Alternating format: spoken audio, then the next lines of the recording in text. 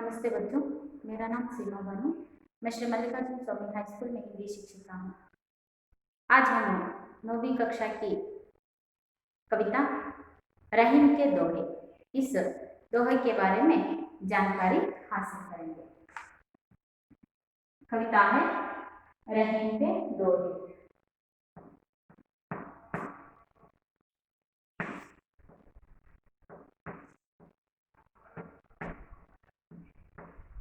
कविता कौन सी है? रहीम के दोहे। इस कविता के कवि हैं रहीम। इस कविता के कवि हैं रहीम।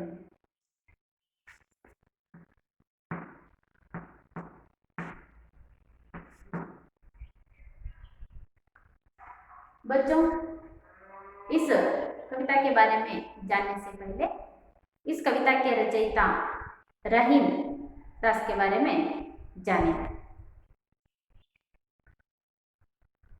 कवि रहीम का जन्म 17 दिसंबर 1556 को लाहौर में हुआ था। उनका पूरा नाम अब्दुल रहीम खाना खान था। उनके पिता का नाम बैरम खान, माता का नाम सुल्ताना बेगम था। रहीम सतसाई, बरवई, नायिका भेद, श्रृंगार, सोरठा आदि इनकी प्रमुख रचनाएं हैं। इनके काव्यों में नीति, भक्ति, प्रेम, श्रृंगार का सुंदर समावेश हुआ है। रहीम जी का जन्म 17 दिसंबर 1556 को लाहौर में हुआ था। इनका जन्म कहाँ पर हुआ था? लाहौर में। कब हुआ था? 1556, 17 दिसंबर को इनका जन्म लाहौर में हुआ था।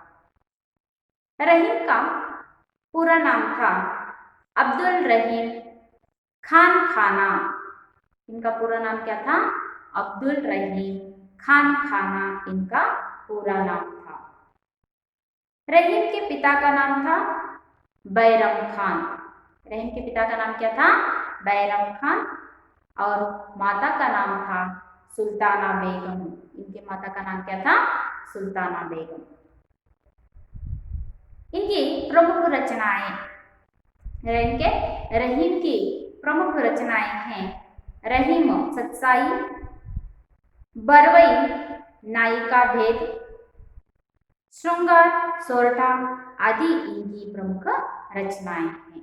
रहीम जी की प्रमुख रचनाएं हैं रहीम सतसाई, बरवई, नायिका भेद, श्रृंगार, सोरठा इनकी प्रमुख रचनाएं हैं।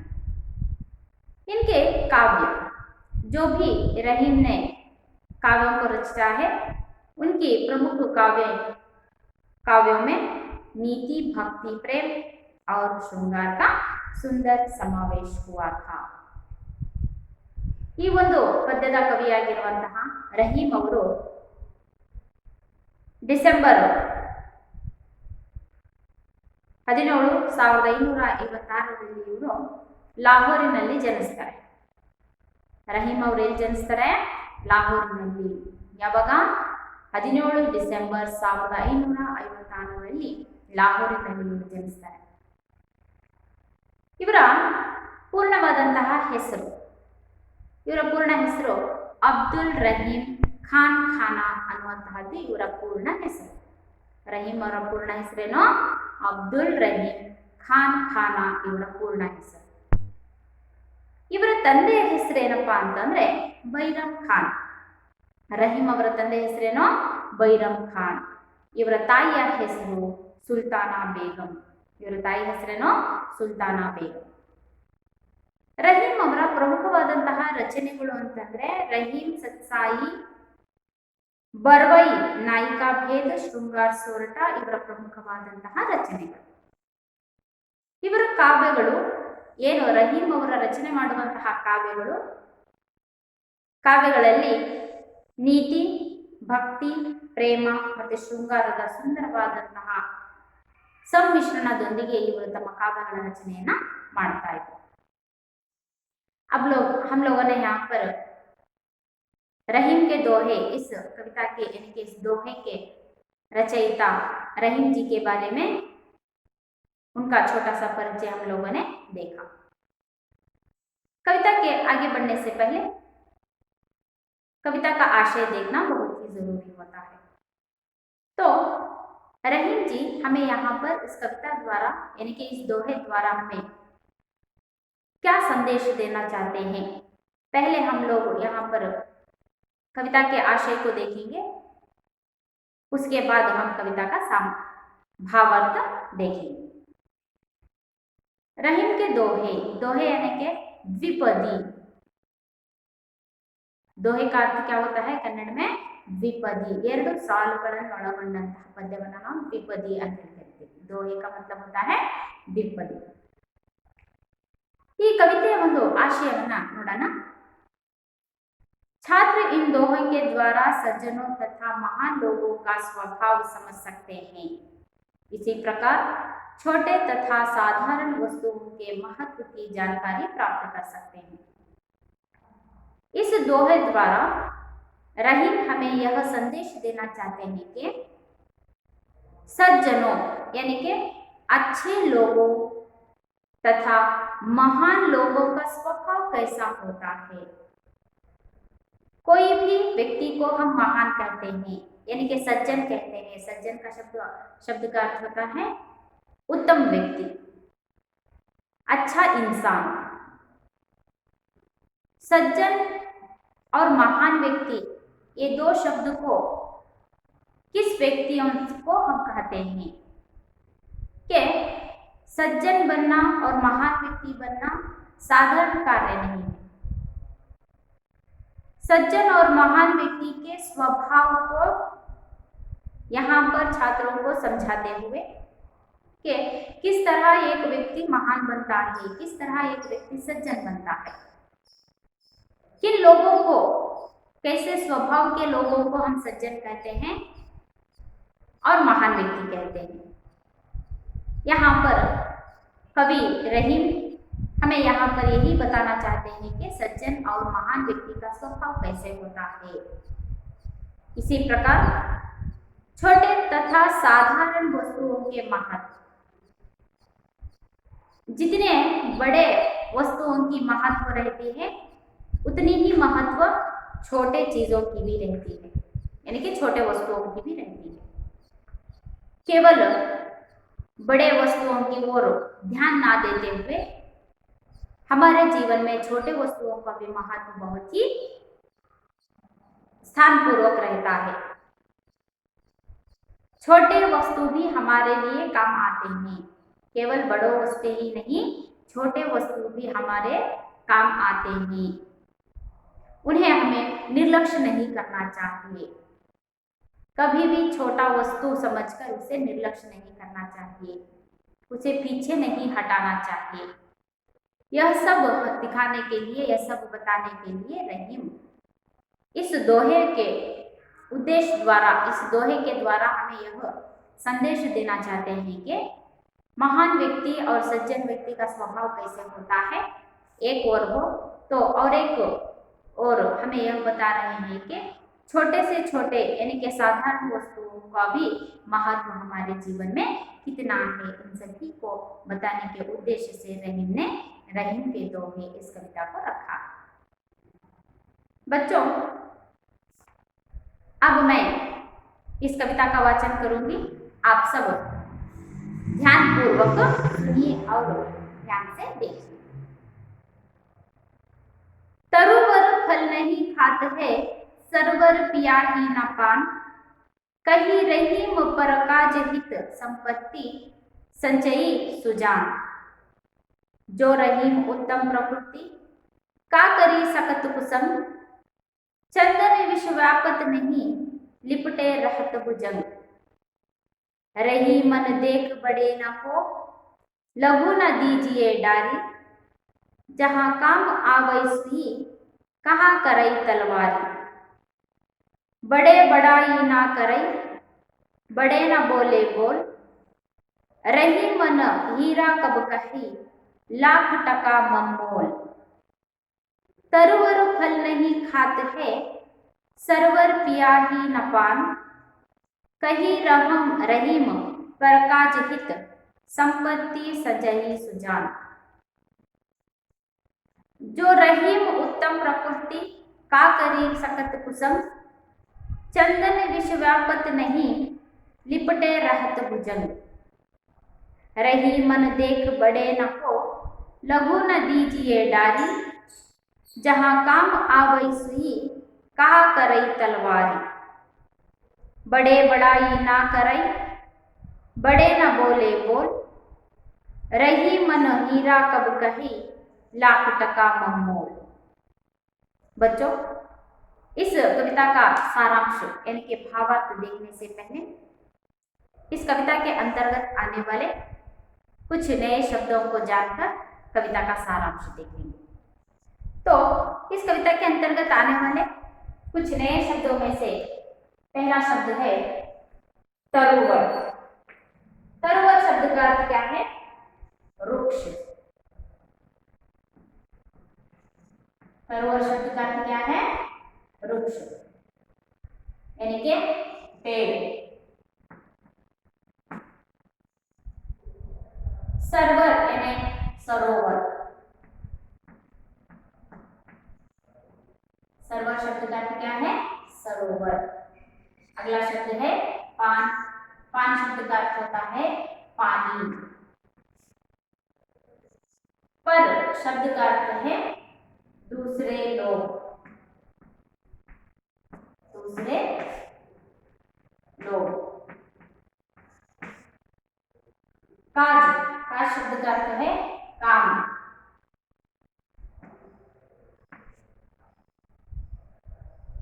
हित। हित यानी भलाई।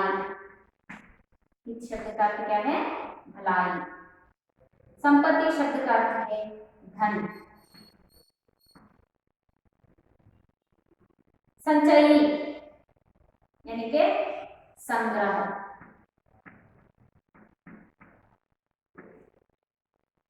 सुजान शब्द का अर्थ है सज्जन। सुजान शब्द का अर्थ क्या है? सज्जन। प्रकृति शब्द का अर्थ है स्वभाव।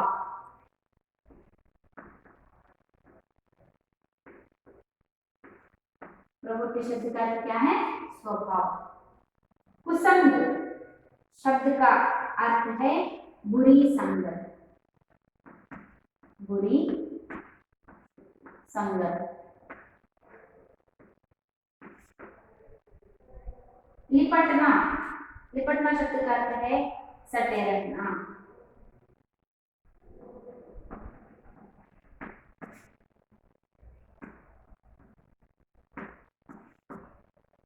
भुजंग शब्द का अर्थ है सांप यानी कि सर। अगला शब्द है लघु। लघु शब्द का अर्थ होता है छोटा। लघु शब्द का अर्थ क्या है? छोटा। डाली शब्द का अर्थ है डाल, छोड़ना।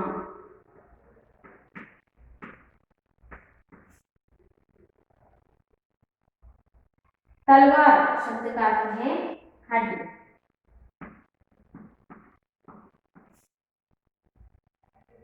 बड़ाई शब्द का अर्थ है प्रशंसा। प्रशंसा। टका शब्द का अर्थ है मुद्रा। मम शब्द का अर्थ है मेरा। मोल शब्द का अर्थ है दाम। मोल शब्द का अर्थ क्या है? दाम। सरोवर शब्द का अर्थ क्या है? वृक्ष यानी कि पेड़। सरवर शब्द का अर्थ होता है सरोवर। पान शब्द का अर्थ है पानी।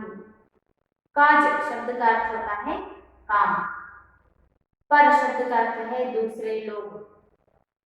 हित शब्द का अर्थ क्या है? भलाई। संपत्ति शब्द का अर्थ है धन। संचाही शब्द का अर्थ है संग्रह। सुजान शब्द का अर्थ होता है सज्जन। प्रकृति शब्द का अर्थ क्या है? स्वभाव। कुसंग शब्द का अर्थ है बुरी संगत। निपटना शब्द का अर्थ होता है सटे रहना। भुजंग शब्द का अर्थ है सांप यानी के सर्प। लघु शब्द का अर्थ है छोटा। डाल शब्द का अर्थ क्या है? डाल छोड़ना। तलवार, तलवार शब्द का अर्थ है खड्ग यानी के कन्नड़ में खड्गा। बड़ाई शब्द का अर्थ होता है प्रशंसा करना। टका शब्द का अर्थ है मुद्रा। मम शब्द का अर्थ होता है मेरा। मोल शब्द का अर्थ है दाम। बच्चों, हम लोगों ने यहाँ पर इस कविता के अंतर्गत आने वाले नए शब्दों के बारे में जाना। अब हम कविता की ओर चलेंगे। इस कविता में पहले पंक्ति में रहीम क्या संदेश देना चाह रहे हैं, इसके बारे में जानेंगे। तरुवर फल नहीं खात है, सरवर पिया की न पान। कही रहीम पर काज हित, संपत्ति संजही सुजान। तरुवर शब्द का अर्थ क्या लिखा गया है यहाँ पर? पेड़ यानी के वृक्ष। फल नहीं खात है, तरुवर फल नहीं खात है। वृक्ष, जो वृक्ष अपने पेड़ में जो फलों को देता है, उसी फलों को वही वृक्ष खाता नहीं है। आप लोगों ने कहीं पर देखा है जो फल देने वाले पेड़ होते हैं वही अपने फलों को खाते हैं? कहीं पर देखा है आप लोगों ने? नहीं। ऐसे ही जो फल छोड़ते हैं यानी कि फल देने वाले पेड़ कभी भी अपने फलों को वही नहीं खाते। सरवर पिया ही न पान। सरवर यानी कि क्या है? सरोवर। कभी भी सरोवर अपनी प्यास वही बुझाता नहीं है, यानी कि सरोवर कभी भी पानी नहीं पीता है। कही रही पर काज हित, संपत्ति सचई सुजान। यहाँ पर रहीम कह रहे हैं कि जिस तरह पेड़ अपने फलों को नहीं खाता है, सरोवर पानी नहीं पीता है, वैसे ही यहाँ पर रहीम कह रहे हैं कि पर यानी कि दूसरे लोगों को कार्य में दूसरे लोगों के कार्य की भलाई करता है, जो दूसरे लोगों की भलाई चाहता है, अच्छे कार्य करने का स्वभाव जिनमें रहता है। संपत्ति सजई सुजान, कभी भी सुजन यानी के सज्जन व्यक्ति, संचयी संग्रह, संपत्ति धन। सज्जन व्यक्ति धन किस लिए कमाता है, किस लिए संग्रह करता है? कि सज्जन व्यक्ति दूसरों के हित के लिए अपने संपत्ति को संग्रह करता है, ना कि अपने लिए वह संपत्ति संग्रह करता है। यहाँ पर पहले पंक्ति में रहीम कह रहे हैं कि जिस तरह पेड़ अपने फलों को नहीं खाते, सरोवर अपना पानी नहीं पीते, वैसे ही सज्जन व्यक्ति अपने लिए संपत्ति का संग्रह नहीं करते हैं, बल्कि दूसरों के हित के लिए, दूसरों की सहायता करने के लिए वह संपत्ति का संग्रह करते हैं। इस तरह यहाँ पर सज्जन व्यक्ति का स्वभाव दर्शाते हुए पहली पंक्ति में रहीम कह रहे हैं। यहाँ पर भावार्थ दिया गया है। यहाँ पर कविता में पहले पंक्ति का भावार्थ दिया गया है। रहीम कहते हैं कि जिस पेड़ अपने फल खुद नहीं खाते, जैसे पेड़ अपने फल खुद नहीं खाते और सरोवर अपना पानी खुद नहीं पीते, वैसे ही सज्जन दूसरों के कल्याण के लिए संपत्ति का संग्रह करते हैं, ना कि अपने लिए। सज्जन लोग अपनी संपत्ति को अपने लिए व्यय नहीं करते, बल्कि दूसरों के कल्याण के लिए वह संपत्ति का संग्रह करते हैं। इस तरह सज्जन व्यक्ति का स्वभाव दर्शाते हुए यहाँ पर रहीमदास पहली पंक्ति में बता रहे हैं। तो पहली पंक्ति का भावार्थ हम लोगों ने देखा। पहली पंक्ति का भावार्थ क्या है? जिस तरह पेड़ अपने फलों को नहीं खाते, सरोवर अपना पानी नहीं पीते, वैसे ही सज्जन लोग अपने संपत्ति को संग्रह किस लिए करते हैं कि दूसरों के कल्याण के लिए संपत्ति का संग्रह करते हैं, ना कि अपने लिए संपत्ति का संग्रह करते हैं। ಇಲ್ಲಿ ಮೊದಲನೇ ದೋಹೆಯಲ್ಲಿ ದ್ವಿಪದಿಯಲ್ಲಿ ಹೇಳ್ತಾ ಇರುವಂತಹ ರಹೀಂ ಅವರು ಹೇಳ್ತಾ ಇದ್ದಾರೆ ಏನಪ್ಪಾ ಅಂತಂದ್ರೆ,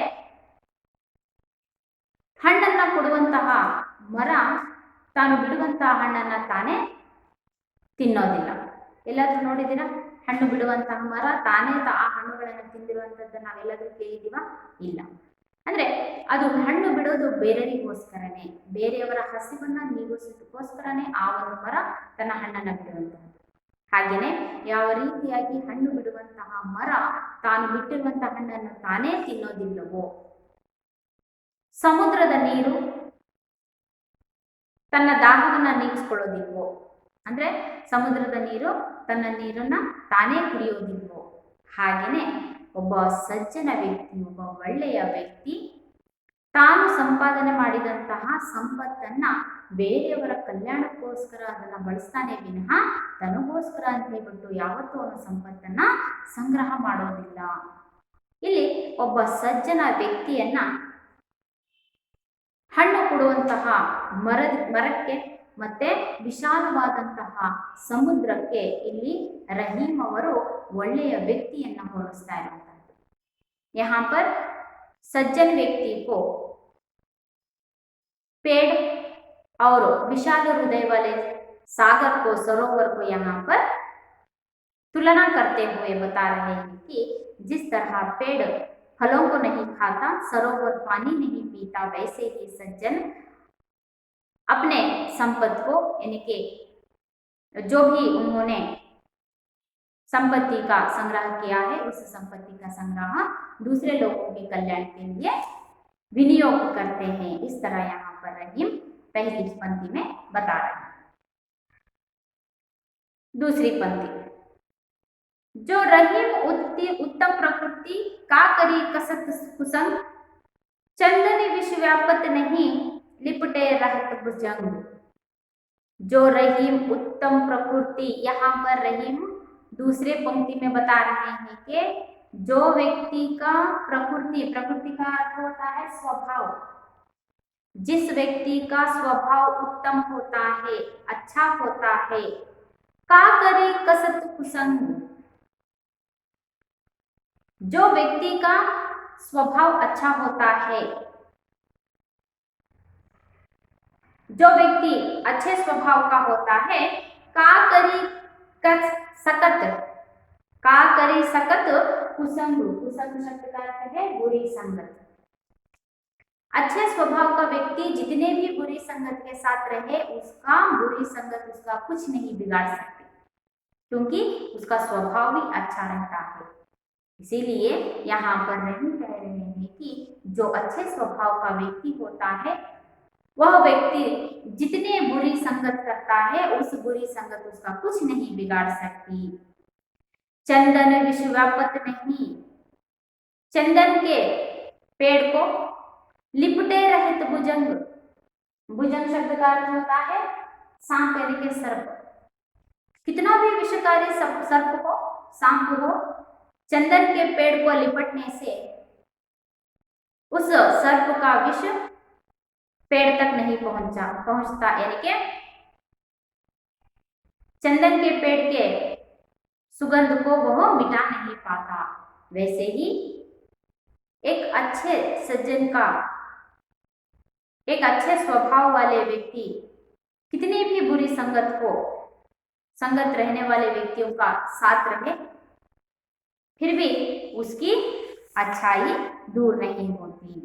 यहाँ पर दूसरे दोहे में बता रहे हैं कि रहीम कहते हैं कि जो व्यक्ति अच्छे स्वभाव का होता है बुरी संगत उसका कुछ नहीं बिगाड़ सकता।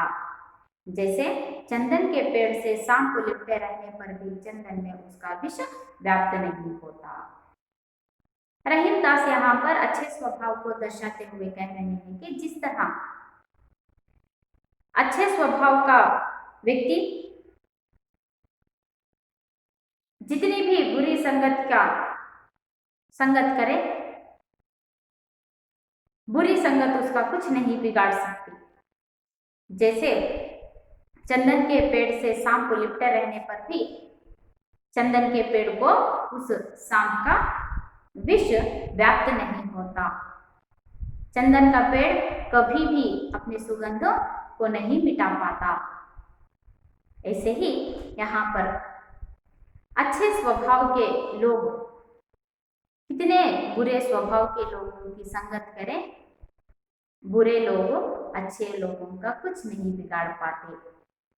चंदन के पेड़ को सांप लिपटे रहने पर भी उस सांप का विष चंदन के पेड़ को व्याप्त नहीं होता। वैसे ही बुरे लोगों से अच्छे लोगों को कुछ बिगाड़ नहीं पाते। यही रहीम के दूसरे दोहे का भावार्थ है। ಇಲ್ಲಿ ಎರಡನೇ ದೋಹೆಯಲ್ಲಿ ರಹೀಮ್ ಅವರು ಹೇಳ್ತಾ ಇದ್ದಾರೆ, ಒಬ್ಬ ಒಳ್ಳೆಯ ಸ್ವಭಾವವನ್ನು ಹೊಂದಿರುವಂತಹ ವ್ಯಕ್ತಿ ಎಷ್ಟೇ ಕೆಟ್ಟದಾಗಿರುವಂತಹ ಸ್ವಭಾವವನ್ನು ಹೊಂದಿರುವಂತಹ ಜನರ ಒಂದು ಒಡನಾಟದಲ್ಲಿ ಇದ್ರೂ ಸಹ ಆ ಕೆಟ್ಟ ವ್ಯಕ್ತಿ ಒಳ್ಳೆಯ ವ್ಯಕ್ತಿಯನ್ನ ಹಾನಿ ಮಾಡೋದಕ್ಕೆ ಸಾಧ್ಯನೇ ಇಲ್ಲ, ಅವನನ್ನ ಬದಲಾವಣೆ ಮಾಡೋದಕ್ಕೆ ಸಾಧ್ಯನೇ ಇಲ್ಲ. ಇಂತಹ ವ್ಯಕ್ತಿಗೆ ಒಳ್ಳೆಯ ಸ್ವಭಾವದ ವ್ಯಕ್ತಿಗೆ ಅವನ ಕೆಟ್ಟ ಸ್ವಭಾವದ ಎಷ್ಟೇ ಜನರನ್ನು ಅವನು ಸಹವಾಸ ಮಾಡಿದ್ರೂ ಸಹ ಅವನ ಒಳ್ಳೆತನ ಅವನನ್ನ ಯಾವಾಗೂ ಕಾಪಾಡ್ತಾ ಇರುತ್ತೆ. ಅದಕ್ಕೆ ಒಳ್ಳೆತನ ಅನ್ನುವಂತಹದ್ದು ಕೆಟ್ಟತನ ಯಾವ ರೀತಿಯಾಗಿ ನಾಶ ಮಾಡುತ್ತೆ ಅನ್ನೋದಕ್ಕೆ ಉದಾಹರಣೆಯಾಗಿ ಹೇಳ್ತಾ ಇದ್ದಾರೆ. ಗಂಧದ ಮರಕ್ಕೆ ಹಾವು ಸುತ್ತುವಂಡ ತಕ್ಷಣನೇ ಆ ಹಾವಿನ ವಿಷ ಗಂಧದ ಮರಕ್ಕೆ ಸೇರೋದಿಲ್ಲ. ಸೇರುತ್ತಾ? ಇಲ್ಲ. ಆ ಗಂಧದ ಮರ ತನ್ನ ಸುವಾಸನೆಯನ್ನು ಬೀರ್ತಾನೆ ಇರುತ್ತೆ, ತನ್ನತನವನ್ನು ತಾನು ಉಳಿಸ್ಕೊಂಡೇ ಇರುತ್ತೆ. ಎಂತಹ ವಿಷಕಾರಿ ಸರ್ಪನೂ ಸಹ ಆ ಗಂಧದ ಮರಕ್ಕೆ ಸುತ್ತಾಕೊಂಡ್ರೂ ಆ ಗಂಧದ ಮರದ ಒಂದು ತನ್ನತನ ಅನ್ನುವಂತಹದ್ದು, ಆ ಒಳ್ಳೆತನ ಅನ್ನುವಂತಹದ್ದು, ಆ ಸುವಾಸನೆ ಅನ್ನುವಂತಹದ್ದು ದೂರ ಮಾಡೋದಕ್ಕೆ ಎಂತಹ ವಿಷಕಾರಿ ಸರ್ಪದಿಂದಲೂ ಸಾಧ್ಯ ಇಲ್ಲ. ಹಾಗೇನೆ ಎಂತಹ ಕೆಟ್ಟ ವ್ಯಕ್ತಿ ಆದ್ರೂ ಸಹ ಆ ಒಳ್ಳೆಯ ವ್ಯಕ್ತಿಯ ಸ್ವಭಾವವನ್ನು ಬದಲಾವಣೆ ಮಾಡೋದಕ್ಕೆ ಸಾಧ್ಯ ಇಲ್ಲ. ಇಲ್ಲಿ ಕವಿ ರಹೀಮ್ ಅವರು ಎರಡನೇ ದೋಹೆಯಲ್ಲಿ ಒಬ್ಬ ಒಳ್ಳೆಯ ವ್ಯಕ್ತಿಯ ಸ್ವಭಾವವನ್ನು ಕುರಿತು ಇಲ್ಲಿ ನಮಗೆ ಉದಾಹರಣೆಯಾಗಿ ಸರ್ಪ ಮತ್ತೆ ಗಂಧದ ಮರವನ್ನು ಉದಾಹರಣೆಯಾಗಿ ಕೊಡ್ತಾ ಇದ್ದಾರೆ. यहाँ पर हम लोगों ने देखा कि जिस तरह सांप चंदन के पेड़ को लिपटे रहते हैं फिर भी चंदन का पेड़ अपना स्वभाव नहीं बदलाता, वैसे ही कितने भी बुरी संगत के लोग हो, अच्छे संगत के लोगों की बुराई यानी के कुछ बिगाड़ नहीं सकते। यही रहीम के दूसरे दोहे का भावार्थ। अब हम लोग तीसरे दोहे को देखेंगे। रहीमन देख बड़े को लघु न दीजिए डारी, जहां काम आवई सुई कहा करई तलवारी। रहीम देख बड़े को, रहीम यहाँ पर कह रहे हैं कि बड़े को देखकर लघु न दीजिए डारी। लघु का मतलब होता है छोटा, डारी के डाल छोड़ना। बड़े को देखकर छोटे का तिरस्कार मत कीजिए। रहीम यहाँ पर कह रहे हैं कि बड़े को देखकर लघु यानी कि छोटे का तिरस्कार मत कीजिए, क्योंकि जहां काम आवई सुई, सुई यानी के सूजी, जहां सुई काम आती है का करे तलवारी, वहां पर तलवार यानी के खड्ग काम नहीं आता। जहां पर छोटे वस्तु काम आते हैं वहां पर बड़े वस्तु काम नहीं आते। इसीलिए बड़े को देखकर छोटे वस्तुओं को तिरस्कार मत कीजिए। हर एक वस्तु हमारे लिए उपयोगी होता है। हर एक व्यक्ति केवल बड़े लोग ही नहीं बल्कि छोटे लोग भी हमारे लिए काम आते हैं। इसीलिए केवल बड़े लोगों को देखकर छोटे लोगों का तिरस्कार मत कीजिए। जहां पर सुई काम करती है वहां पर तलवार नहीं काम कर सकती। जहां पर छोटे लोग काम आते हैं वहां पर बड़े लोग काम नहीं आते।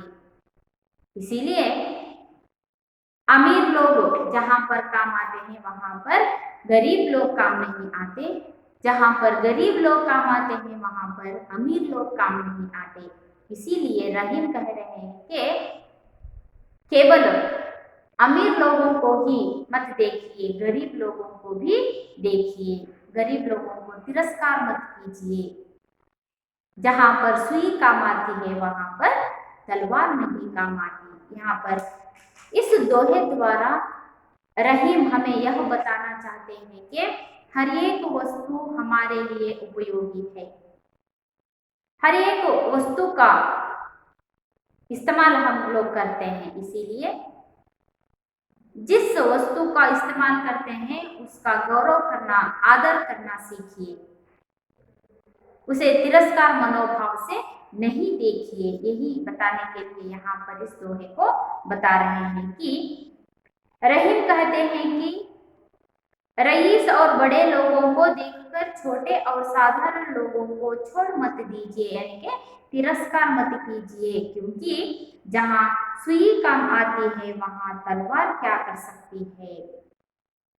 रहीम अपने दोहे द्वारा हमें यह बताना चाहते हैं कि जहां पर अमीर लोग यानी कि रईस लोग, बड़े लोग, उन लोगों को देखकर छोटे लोगों का सीधा यानी कि साधारण लोगों का तिरस्कार मत कीजिए, उनको छोड़ मत दीजिए। क्योंकि जहां पर सुई काम आती है, जहां पर छोटे लोग, साधारण लोग कहाँ काम पर आते हैं वहां तलवार यानी कि रईस, बड़े लोग काम नहीं कर सकते। जितना साधारण लोग, छोटे लोग जितना काम करते हैं उतना काम रईस लोग, बड़े लोग काम नहीं करते।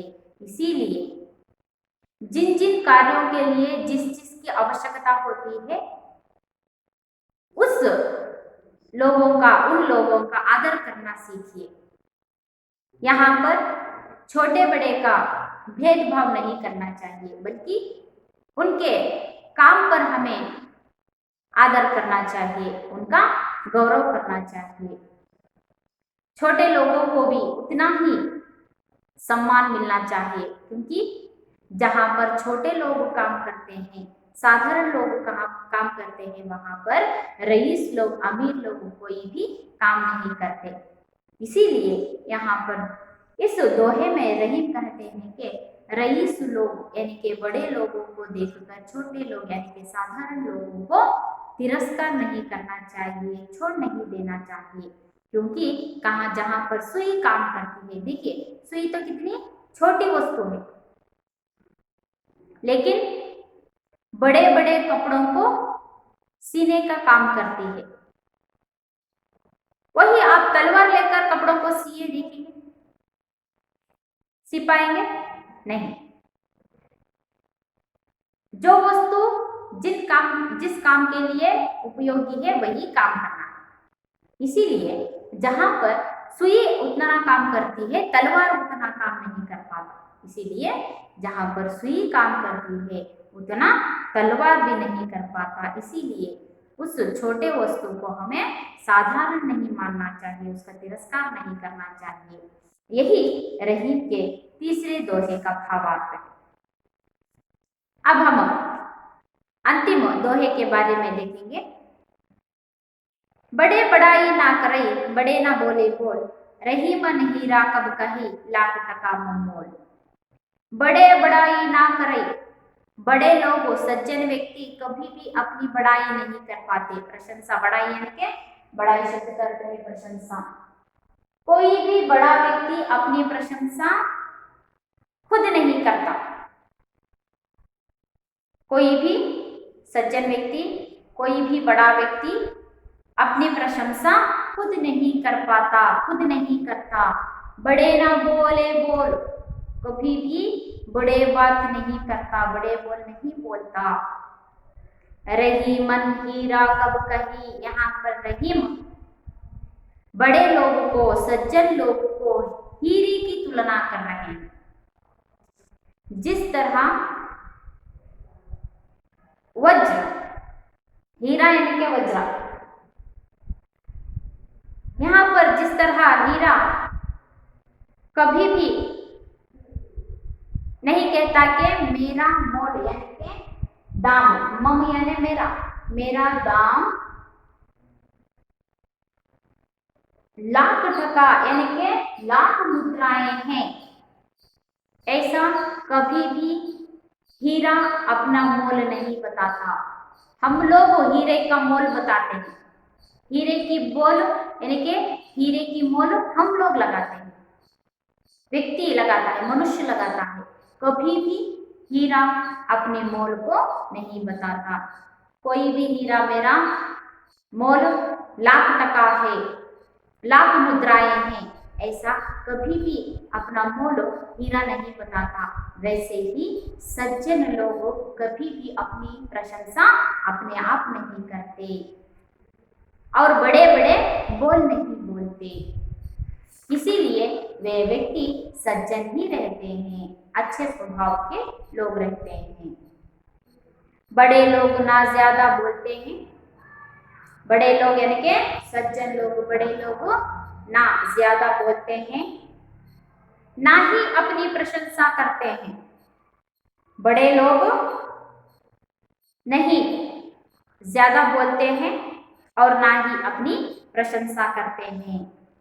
रहीम कहते हैं कि हीरा कब कहता है कि उसका मूल लाख मुद्राएं हैं। हीरा कभी भी अपने मोल को नहीं बताता, यानी कि मेरा मोल लाख मुद्राएं हैं, ऐसा कभी भी कोई भी हीरा नहीं बताता। वैसे ही बड़े लोग ज्यादा बोलते नहीं हैं और कभी भी वे लोग अपनी प्रशंसा अपने आप नहीं कर पाते हैं, यानी कि अपने आप नहीं करते हैं। यहाँ पर रहीम इस दोहे द्वारा अच्छे स्वभाव के लोग को यानी कि बड़े लोगों को हीरे की तुलना करते हुए बता रहे हैं कि जिस तरह हीरा अपने मोल नहीं बताता, उसी तरह बड़े लोग अपनी प्रशंसा नहीं करते। यही रहीम के चौथे यानी कि 4वें दोहे का भावार्थ। ಇಲ್ಲಿ ರಹೀಂ ಅವರು ತನ್ನ ದೋಹೆಗಳ ಮೂಲಕ ಮೊದಲನೇ ಪ್ಯಾರದಲ್ಲಿ ಯಾವ ರೀತಿಯಾಗಿ ಒಬ್ಬ ಒಳ್ಳೆಯ ಸ್ವಭಾವವನ್ನು ಹೊಂದಿರುವಂತಹ ವ್ಯಕ್ತಿ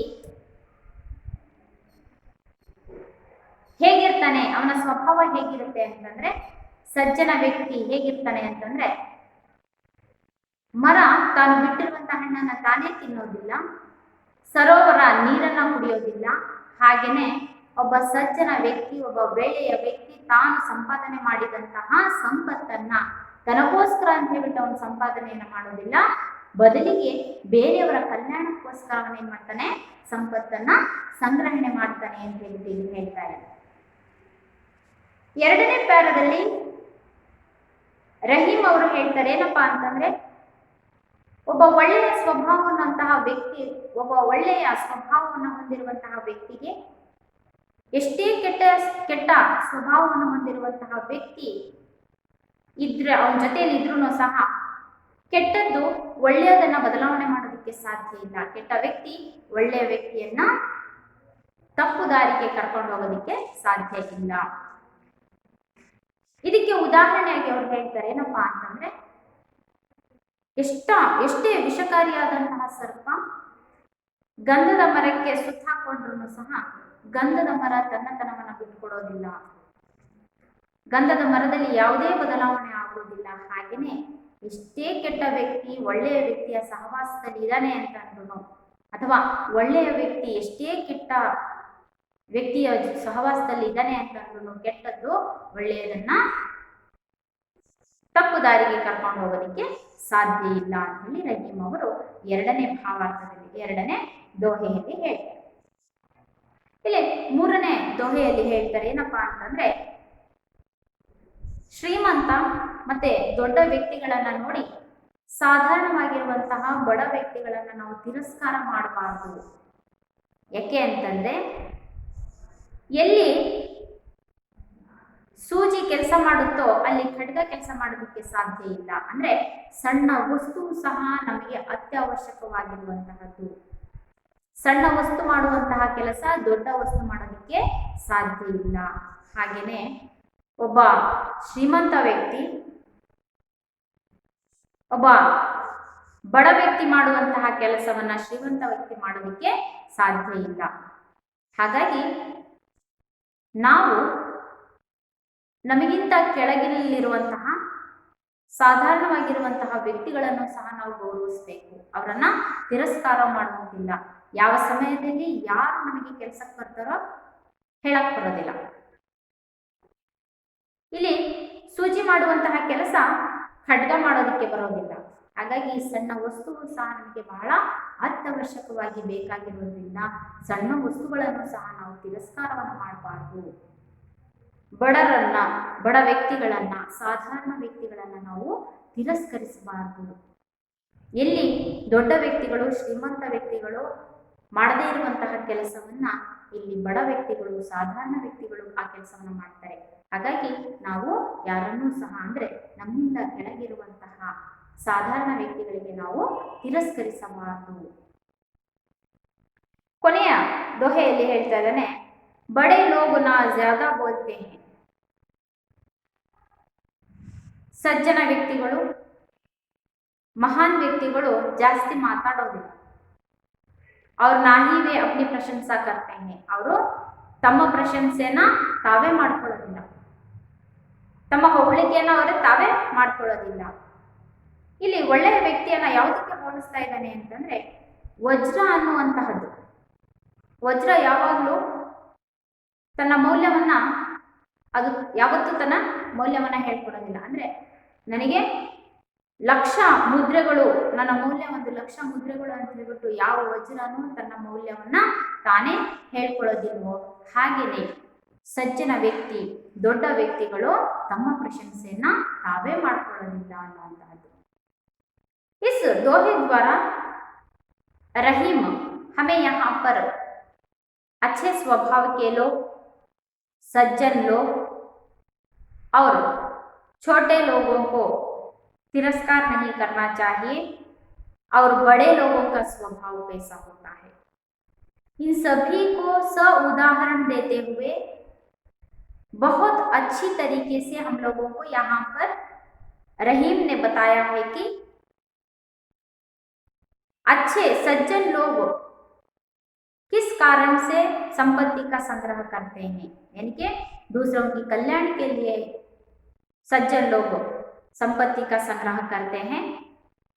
अच्छे स्वभाव के लोग जितनी भी बुराई की संगत करें, बुराई उनका कुछ नहीं बिगाड़ पाती। और हमें यहाँ पर तीसरे दोहे में यह बता रहे हैं कि छोटे लोगों को कभी तिरस्कार के मनोभाव से नहीं देखना चाहिए, क्योंकि जहां पर बड़े लोग काम नहीं आते वहां पर छोटे लोग हम लोगों के लिए काम आते हैं। यानी कि जहां पर बड़े लोग नहीं काम कर पाते वहां पर छोटे लोग काम करते हैं। इसीलिए छोटे लोगों को यानी कि साधारण लोगों को हमें तिरस्कार की मनोभावना से नहीं देखना चाहिए। अंत के दोहे में बता रहे हैं कि बड़े लोग जिस तरह हीरा अपने मूल्य को नहीं बताता, उसी तरह बड़े लोग अपनी प्रशंसा खुद नहीं करते। इन चारों दोहों में हम लोगों ने स्वभाव, अच्छे लोगों का स्वभाव, छोटे लोगों का तिरस्कार नहीं करना चाहिए, बड़े लोगों का स्वभाव कैसा होता है, इन सभी के बारे में रहीम ने हमें बहुत ही अच्छी तरीके से यहाँ पर हम लोगों को इस दोहे द्वारा यह सभी संदेश हम लोगों को दिए हैं। आशा करती हूँ आप सभी को रहीम के दोहे भावार्थ समझ में आ गया होगा। तो बच्चों, अंत में मैं इस दोहे को फिर एक बार दोहराना चाहती हूँ, आप लोग ध्यान से सुनिए। तरुवर फल नहीं खात है, सरवर पिया है न पान, कही रहीम पर काज हित संपत्ति, सजई सुजान। जो रहीम उत्तम प्रकृति, का करी सकत कुसंग, चंदन विश्व व्यापत नहीं, निपटे रहत भुजंग। रहीमन देख बड़े को, लघु न दीजिए डारी, जहाँ काम आवै सुई, का करे तलवारी। बड़े बड़ाई ना करे, बड़े न बोले बोल, रहीमन हीरा कब कही, लाख टका मोल। बच्चों, आशा करती हूँ आप सभी को यह रहीम के दोहे कविता का भावार्थ समझ में आ गया हो। तो अब मैं आपको इस कविता से संबंधित एक गृह कार्य दूंगी। आप लोग इन 2 प्रश्नों के उत्तरों को घर पर लिख कर लाइए।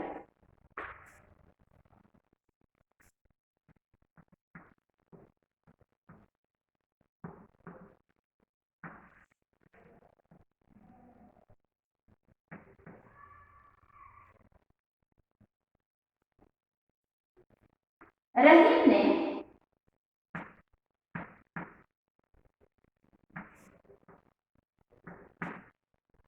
सज्जनों के बारे में क्या कहा?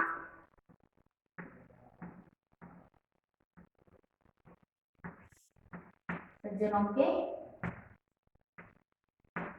बारे में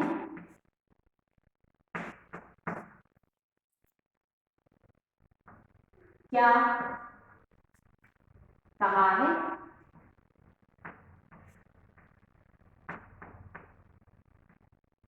सो उदाहरण समझाइए।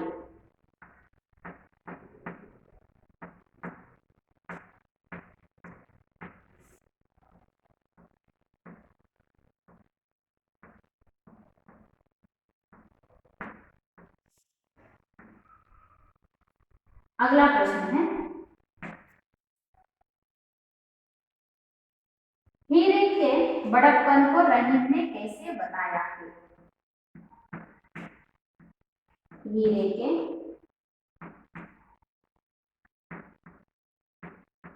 बड़प्पन को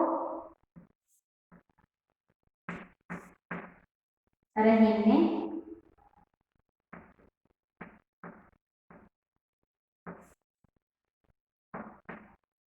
कैसे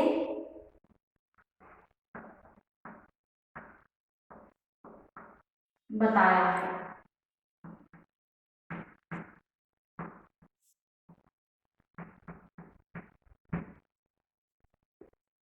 रहीम ने सज्जनों के बारे में क्या कहा है? सो उदाहरण समझाइए। अगला प्रश्न है, हीरे के बड़प्पन को रहीम ने कैसे बताया है? जो भी 2 प्रश्न मैंने यहाँ पर आपको दिए हैं, 2 प्रश्न के उत्तर इस रहीम के दोहे कविता से संबंधित हैं। आप लोग इस कविता को यानी कि इस दोहे को घर पर फिर से एक बार पढ़ लीजिए और इनके भावार्थों को समझने का प्रयास कीजिए और इन 2 प्रश्नों के उत्तरों को लिखिए। इस कविता से संबंधित यानी कि इस दोहे से संबंधित और भी प्रश्नोत्तरों को हम अगली कक्षा में चर्चा करते हुए उत्तरों को देखेंगे। आप सब इस कविता का भावार्थ फिर एक बार घर पर पढ़ लीजिए। धन्यवाद।